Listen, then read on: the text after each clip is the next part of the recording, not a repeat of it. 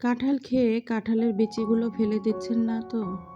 এই বিচি দিয়েও কিন্তু অনেক ধরনের রেসিপি তৈরি করে খাওয়া যায়। কাঁঠাল দিয়ে বিকেলের নাস্তা হিসেবে এই রেসিপিটি আপনাদের সঙ্গে শেয়ার করেছি। আশা করি আপনাদের কাছে খুবই ভালো লাগবে। তো তার জন্য আমি এখানে অনেকগুলো কাঁঠালের বিচি নিয়ে নিব।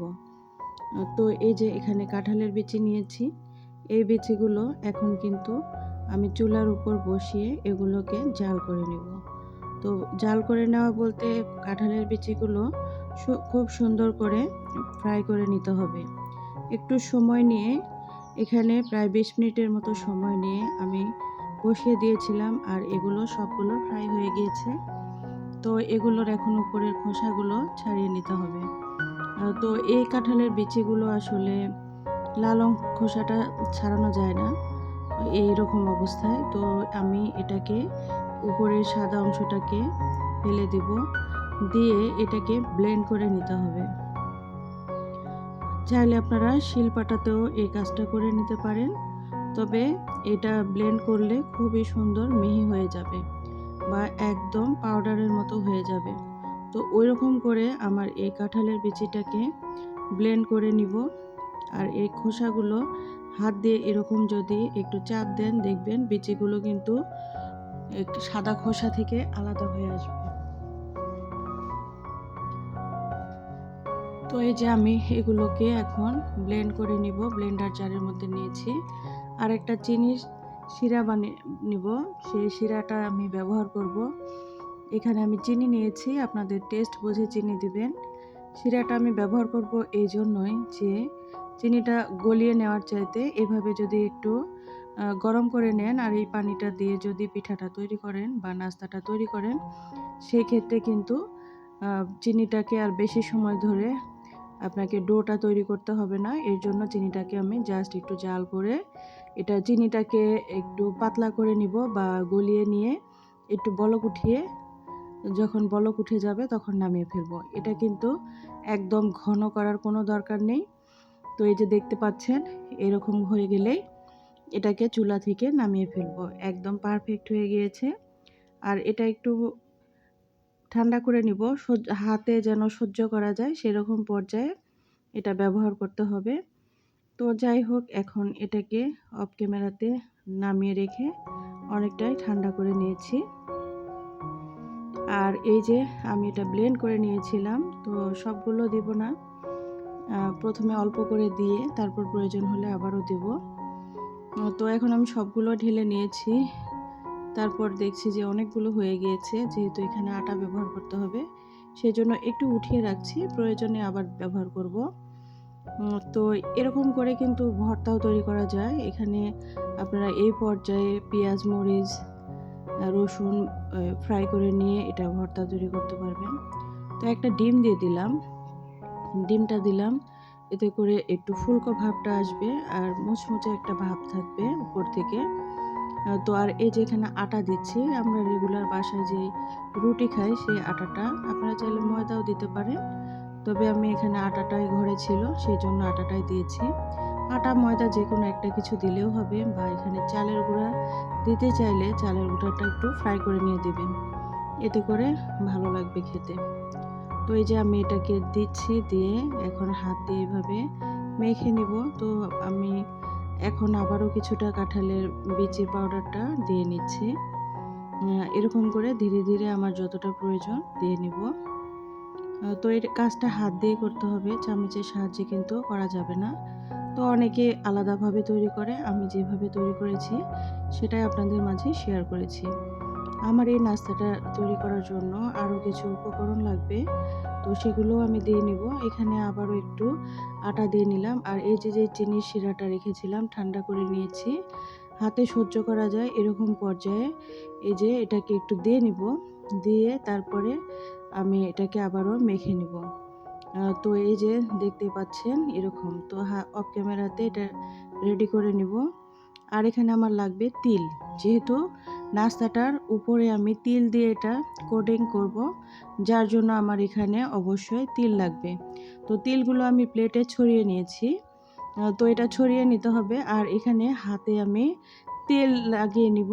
তেল দিয়ে এরপরে নাস্তাটাকে শেপ দিয়ে নেব, এতে করে খুব সুন্দরভাবে শেপটা দেওয়া যাবে। এই তো দেখুন কত সুন্দর কিন্তু শেপটা হয়ে গেল, একদম বিস্কিটের মতো বা একদম কাবাবের মতো, যাই বলুন না কেন।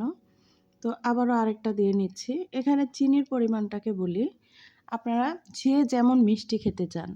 আমার কাছে মনে হয়েছে হালকা মিষ্টিটাই ভালো লাগবে, সেই জন্য আমি চিনির পরিমাণটা এরকম দিয়েছিলাম, হাফ কাপের মতো। তো আপনারা যদি মনে করেন বেশি মিষ্টি খেতে চান, সেই ক্ষেত্রে চিনির পরিমাণটা এখানে আরেকটু বাড়িয়ে দেবেন, তাহলে মিষ্টি লাগবে। তবে এই সমস্ত নাস্তাগুলোতে হালকা মিষ্টি হলেই বেশি ভালো লাগে খেতে, যার জন্য একটু পরিমাণে কম দিয়েছিলাম। তো এই যে দেখুন আমি সবগুলো কিন্তু রেডি করে নিচ্ছি। আর এখন এই তিলের উপরে এটাকে দিয়ে 2 পাশে এভাবে কোটিং করে নেব। এই যে দেখতে পাচ্ছেন একটা কিন্তু রেডি। তো এটাকে এখন এক পাশে রেখে দিলাম, আলাদা প্লেট নেওয়ার দরকার নেই বা অন্য কোনো পাত্র, তো এটাতেই রেখে দিলেই এনাফ। তো আমি এভাবে বাকিগুলো কিন্তু এভাবে কোটিং করে নিব তেলের মধ্যে। তো আপনারা চাইলে কিন্তু এখানে পানির মধ্যে চুবিয়ে তারপরে ওইভাবে করে নিতে পারেন। তবে যেমন করেই তৈরি করুন না কেন, তেলে দেওয়ার পরে কিন্তু তিলগুলো একটু আলাদা হয়ে যাবে, আর যে কিছু তিল থেকে যাবে এটাই আসলে সবার ক্ষেত্রেই। তো এখন এই যে আমি এভাবে বাদবাকিগুলো রেডি করে নিব, আপনাদের দেখানোর সুবিধার্থে আমি এগুলো তৈরি করে নিয়েছি। এই যে বাদবাকিগুলো আমি তৈরি করে নিয়েছি, আর আমি যে ডোটা তৈরি করেছিলাম সেই ডোটা কিন্তু কিছুটা রেখে দিয়েছি। তো এই যে আমি এখন এগুলোকে সবগুলোকে এভাবে করে নিলাম, নেওয়ার পর ফ্রাই করতে চলে আসলাম। কড়াইয়ের মধ্যে আমি তেল দিয়েছি, এখানে একদম ডুবো তেলে এটা যে ফ্রাই করতে হবে এমন কোনো কথা নেই। তো এইখানে আমি যে পরিমাণ তেল দিয়েছি আপনারাও এরকম তেল দিবেন, একদম ডুবো তেলে এটা না করলেও চলবে। তো এখন এই যে দেখুন সবগুলো আমি একটা একটা করে দিয়ে নিলাম, দিয়ে এখন এগুলোকে এখন সময় দিব এটাকে একপাশে হয়ে যাওয়া পর্যন্ত। তো 2-3 মিনিট আমি এভাবেই রেখে দিয়েছিলাম, জাল করে নিয়েছি, আর একপাশে হয়েও গিয়েছে। এখন আমি এটাকে উল্টে নিচ্ছি, দেখতেই পাচ্ছেন। তো এই যে আমি আগেই বলেছিলাম যে তিলগুলো যতই দেন, তিলগুলো কিন্তু এভাবে একটু ছড়িয়ে যাবে। তো তারপরেও যতগুলো তিল থাকবে তাতে করে আপনার নাস্তাটা যখন খাবেন মুখে দিবেন, দেখবেন তিলটা মুখের দাঁতের নিচে যখন পড়বে তখন অনেক ভালো লাগবে খেতে। তো খুবই টেস্টি একটা নাস্তা। আপনারা যদি কেউ না খেয়ে থাকেন, তো আমি আশা করব আপনারাও একদিন ট্রাই করেন, তাহলে বুঝতে পারবেন কত ভালো লাগে খেতে। তো এই যে এখন এক পাশ হলে এখন আমি এগুলোকে উল্টে পাল্টে ভালো করে একটু কালার আসা পর্যন্ত ফ্রাই করে নেব। তো আমার এই সহজ রেসিপিটি আপনাদের কেমন লাগলো অবশ্যই কিন্তু কমেন্ট করে জানাবেন। ভালো লাগলে লাইক, কমেন্ট, শেয়ার করতে ভুলবেন না। আর এতক্ষণ যারা সময় নিয়ে আমার ভিডিওটি দেখেছিলেন, সবাইকে কিন্তু অসংখ্য অসংখ্য ধন্যবাদ। আমার চ্যানেলে অনেক ধরনের নাস্তার রেসিপি দেওয়া আছে বা কাঁঠালের রেসিপি অনেকগুলো দেওয়া আছে, চাইলে আপনারা দেখে আসতে পারেন। কাঁঠাল আর কাঁঠালের রেসিপি আমার চ্যানেলে 15-20টার মতো দেওয়া আছে, আপনারা সবাই কিন্তু সেই রেসিপিগুলো দেখে আসতে পারেন যারা নতুন এসেছেন। আশা করি আপনাদের খুবই কাজে লাগবে।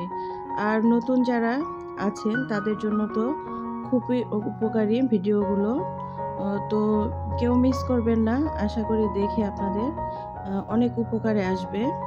তো এই যে এখন আবারও উল্টে দিব, আমার কিন্তু অনেকটাই কালার চলে এসেছে, আর একটু কালার করে নিতে হবে এগুলোকে।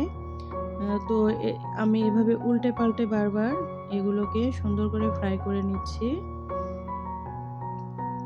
এই যে দেখতে পাচ্ছেন একটা সুন্দর কালার চলে এসেছে, একদম বিস্কিটের মতো। তো অনেকটা বিস্কিটের মতো লাগে খেতে এটা। আর কেউ তো বুঝতেই পারবে না যে এটা কাঁঠালের বিচি দিয়ে এই পিঠাটা তৈরি করেছেন। তো একবার যদি এটা তৈরি করেন, করে আপনারা একটা এয়ারটাইট বক্সে করে ঠান্ডা করে রেখে দিতে পারবেন, অনায়াসে 1 মাস মতো থাকবে। তো দেখবেন এটা খুব সহজে বাচ্চা কিংবা বড় সবাই পছন্দ করবে। তো এই যে কিন্তু আমার নাস্তাগুলো হয়ে গিয়েছে, উঠিয়ে নিচ্ছি। তেল ঝরিয়ে এভাবে উঠিয়ে নিব। আর এখন আপনাদের পরিবেশন করে দেখাবো। দেখুন কেমন হয়েছে। এই যে আমার নাস্তাগুলির ফাইনাল লুক।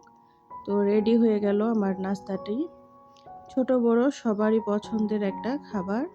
কাঁঠালের বিচি দিয়েও যে এত মজা সুস্বাদু নাস্তা হয় অনেকেই হয়তো জানি না। তো এই যে ভিতরটাও কিন্তু অনেক সুন্দর মুচমুচে হয়েছিল। তো ভালো থাকবেন, আজকে চলে যাচ্ছি। আবার নেক্সট অনেক সুন্দর সুন্দর ভিডিও আপনাদের মাঝে নিয়ে আসবো। আল্লাহ হাফেজ।